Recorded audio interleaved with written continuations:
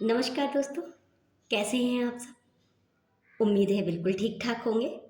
मैं आपकी दोस्त डॉक्टर ममता सरवनाथ एक बार फिर अपने यूट्यूब चैनल ममता की कलम से मैं हाज़िर हूँ। आज का विषय है ओटीटी चैनल। दोस्तों ओटीटी माध्यम से फ़िल्मों ने मनोरंजन तो खूब किया, ख़ास करके कोविड के समय में जब हम घरों में बंद थे, तो सबसे ज़्यादा अकेलेपन को दूर किया है हमारे ओटीटी माध्यम ने। बहुत लोगों को रोज़गार भी मिला और बहुत लोगों को मनोरंजन भी मिला, अकेलेपन से राहत मिली।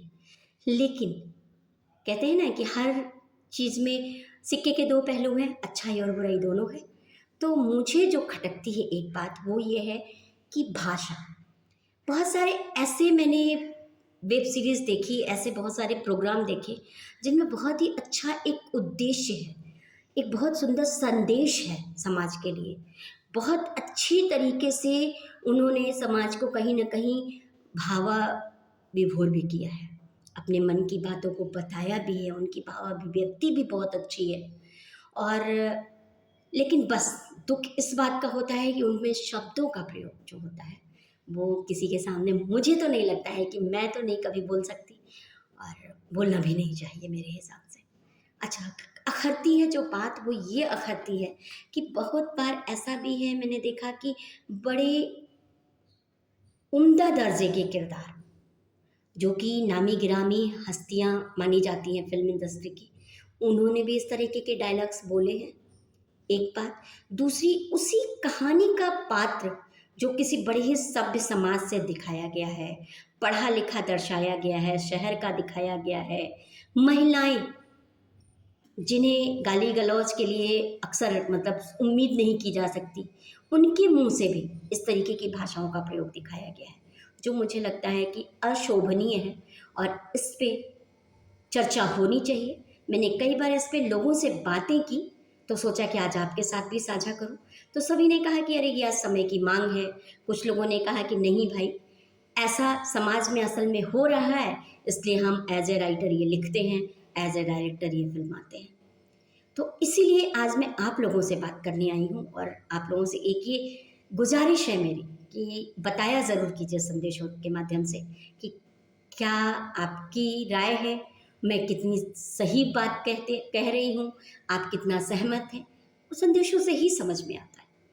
मैं बस ये चाहती हूँ, मेरा उद्देश्य सिर्फ़ इतना है कि हमारी युवा पीढ़ी को एक विचार मिले, एक सोच मिले, उनका एक नज़रिया, उनका दृष्टिकोण बदले, बस इतना ही मेरा उद्देश्य है इस चैनल के माध्यम से और कुछ भी नहीं। तो हाँ, तो मैं कहाँ थी? मैं बात कर रही थी भाषा की। अब अगर मैं अपनी बात करूँ तो बहुत सारे लोग मुझे कहते हैं कि मैडम आप बहुत अच्छा काम कर रही हैं, सब कुछ बहुत अच्छा है, आपको अपनी बोली में थोड़ी-सी कड़क होनी चाहिए, थोड़ा-सा गुस्सा आना चाहिए, थोड़ा-सा स्ट्रिक्ट होना ज़रूरी है। तब मैं हँस के कहती हूँ कि भई आवाज़ में दम नहीं, बात में दम ज़रूरी है। और कहीं न कहीं सफलता भी मुझे मेरी अपनी बात की वजह से ही मिलती है।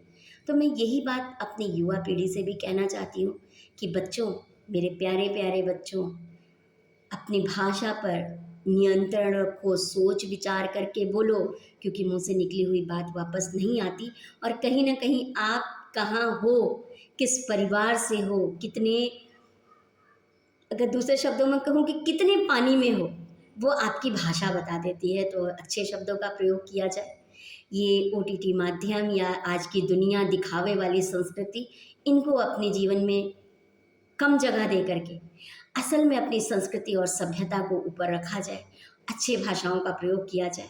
मुझे याद आता है वो समय अपने बचपन का जब रामायण और महाभारत आया था टीवी पर। हर जगह हे पुत्र, माताश्री, हे अग्रज, हे अनुज, इस तरह के शब्दों का प्रयोग होने लग गया था। एक वो भी तो समय था। तो अगर हम इस तरीके के शब्दों का प्रयोग करते हैं, तो भी लोग उसको सीखेंगे। ज़रूरी नहीं है कि हम सिर्फ गालियाँ दें, अभद्र भाषाओं का प्रयोग करें, तभी लोग हमारी बात को सुनेंगे। कोशिश कीजिए और देखिए कि कितनी सफलता मिलती है। निश्चित तौर पे आपको अपनी अच्छी भाषा की वजह से एक अच्छा परिणाम मिलेगा, लोगों से की नज़र में एक आपको अच्छी इज़्ज़त मिलेगी, एक सम्मान का नज़रिया लोगों का बनेगा आपके प्रति। बस ज़रूरत है तो आपको अपने अंदर एक छोटे से परिवर्तन की। तो मैं चाहूँगी कि आप सभी इस पे विचार ज़रूर करें और बस इसी के साथ आज की अपनी वाणी को यहीं पे विराम देती हूँ, आज की इस चर्चा को यहीं समाप्त करती हूँ। फिर मिलूँगी नए विषय के साथ, तब तक के लिए खुश रहें, स्वस्थ रहें और मस्त रहें। और हाँ, चैनल को लाइक, शेयर और सब्सक्राइब भी कीजिए। संदेशों के माध्यम से ज़रूर बताइए कि आपको मेरी बात कैसी लग रही है, आप कितना सहमत हैं मेरी बात से। फिर मिलूँगी एक नए विषय के साथ। नमस्कार।